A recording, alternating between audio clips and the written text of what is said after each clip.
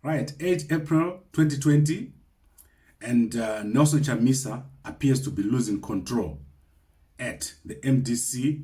Yesterday, Douglas Mwonzora confirmed that he has locked the MDC head office, which is Harvest House. Mwonzora appeared on Techmark TV last night, for more than 2 hours and 30 minutes.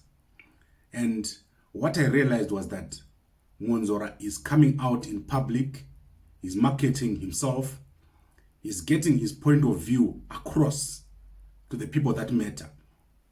So that is professionals, people who are not necessarily Nelson Chamisa supporters. So what has happened is Nelson Chamisa supporters have come out very, very aggressively. They've come out with statements of support, but they have not advanced arguments. So they've not sat down and said why Nelson Chamisa should not comply with the Supreme Court ruling. They've not come out and said why the Congress should not be held. They've not come out and explained their position with clarity. In fact, most of them have been coming out with slogans, with threats, and with insults. So this has been very bad for Nelson Chamisa, because the people that have come out on his behalf have been very, very arrogant. If you look at what has happened to the people that oppose Nelson Chamisa or that agree with the Supreme Court ruling, the way they've been treated in public, it is slowly turning opinion against Nelson Chamisa. And I wish I could tell you more about what I've tried to do behind the scenes to communicate this position, that Nelson Chamisa supporters should not be going out and insulting people and making fun of people who are trying to present their own side of or what they believe. So what has happened basically is the view that people have of Nelson Chamisa is that of someone that is begged by people that do not want to hear anything else except what they believe. So last night, Mwonzora covered a lot of issues. And if you know Douglas Mwonzora, he is not the kind of guy who is going to hide from discussing an issue. I have personally talked to him myself. If you ask him a question, he's going to give you an answer of what he thinks. He's not going to not answer you. He's not going to switch off his phone.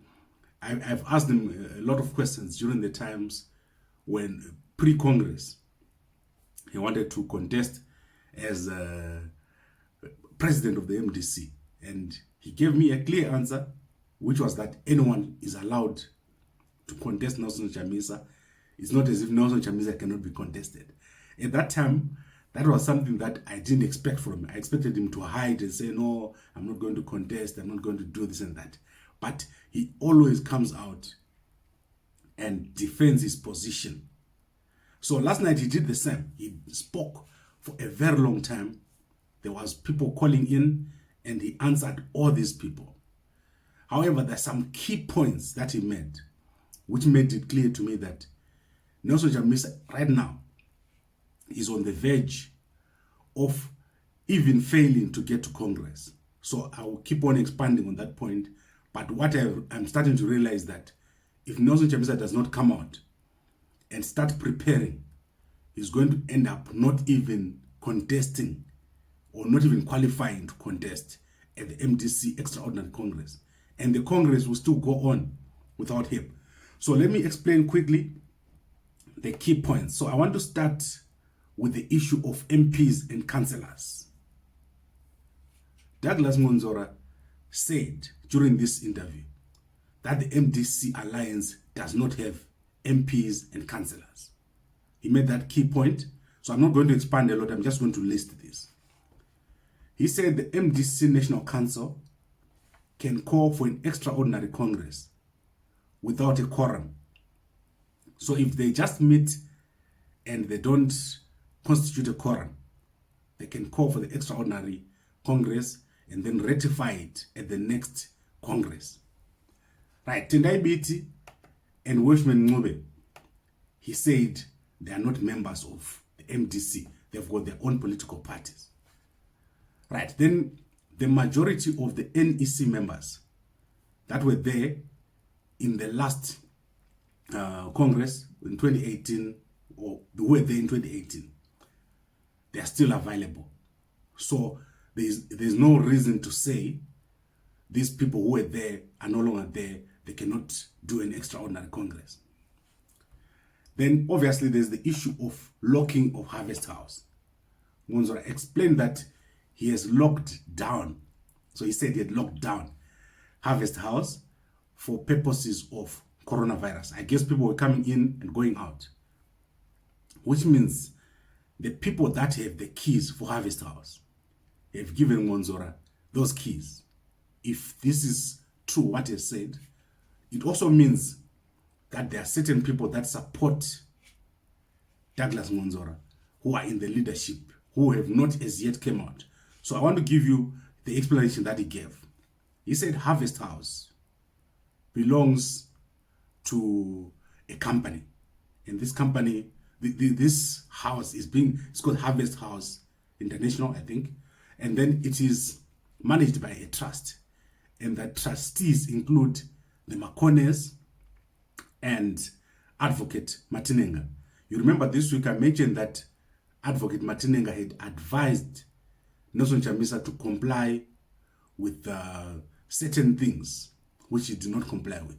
So, for example, making sure that the process of the Constitution is followed, and also leading up to Congress, he had been advised to suspend that or postpone that Congress so that the High Court process can finish, and so that we don't have this complication that we have now.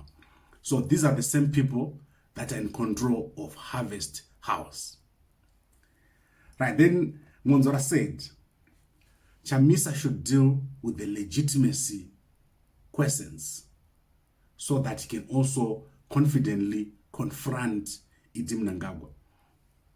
Mwonzora really did a good job of supporting his argument. So I listened to the whole 2 hours, 30 minutes. He stood by his principles, and he appeared to be a man who has got values, democratic values. It's going to be very difficult to make any other argument against Mwonzora because he's coming out to talk.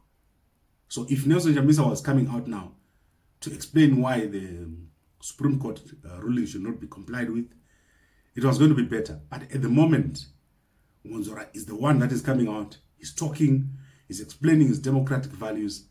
He's openly attacking Tendai Biti and Welshman Ngube for betraying Morgan Tsvangirai, for leaving and splitting the MDC. So he said that in his own words, that Tendai Biti and Welshman Ngube had split the MDC. Right. He said disagreeing with Chamisa does not mean one is a sellout. It's part of democracy. And then Mwonzora said he's not in this for a position of president. He's not trying to become the president. He also defended Komichi and explained that Komichi was the chief election agent for Morgan Tsvangirai. He was arrested and stayed in jail for 6 months.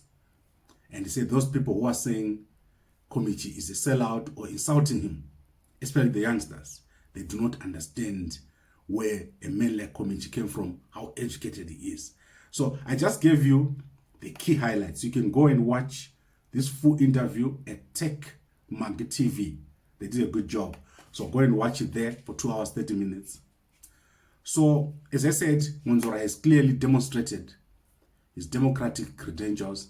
Nelson Chamisa is in danger right now of appearing like someone that does not follow democratic principles, because his supporters are just going out and they're saying CCC, Chamisa chete chete, but they're not explaining themselves besides attacking the people that are agreeing with the Supreme Court ruling.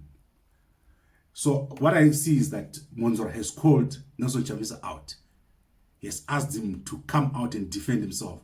if Chamisa fails to defend himself at this point, it's going to be very difficult for him, especially given the situation of the MPs. Those MPs are going to have to make a choice whether they go with Chamisa and lose their seats, or they're going to stay with the original MDC as mentioned by the Supreme Court and stay on in their seats. Because these guys, they are not looking to dismiss, as they said, they're not looking to dismiss or recall the MPs of the MDC, but they are specifically saying the MDC alliance does not have MPs. Right, so in the next few months, a lot of issues are going to come up. Nelson Chamisa needs to formulate a strategy. And at the moment, everyone is welcoming him. Mwonzora is calling him to come and work with him. I know a lot of other people who are calling him to work with him. He is in a lot of danger right now of being misled and also of making a mistake. There is a possibility that Nelson Chamisa is going to make a mistake at this point, because the people that are supporting him, they are not people with depth. So if you look at people like Ostalos or Beistole, those are juniors. These people are not at a level where they can convince the professional base of the MDC. Because most people who are supporting the MDC, they're in urban areas. They're professional. The opinion makers are professionals. Whereas these youngsters, they're still using university politics, where they think if they shout a slogan, everyone must agree with them. If you don't agree with me, you're a ZANU-PF agent, you're a CIO.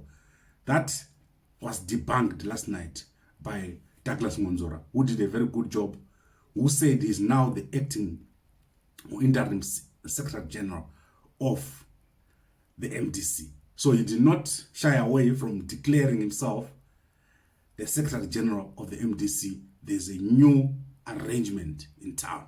That is what he said. Right, tomorrow I want to go a bit deeper into this topic. So let's see what else develops today. But it's clear that Nelson Chamisa, at this moment, he's starting to lose control of the situation, starting with Harvest House, starting with his MPs. He's starting to lose control. He needs to come up with a strategy and work on how to move forward, especially as we move towards Congress. Right, thank you very much for watching. If you're watching this on WhatsApp, please send it to as many people as possible. If you're watching this on Facebook or YouTube, please like, comment, and share.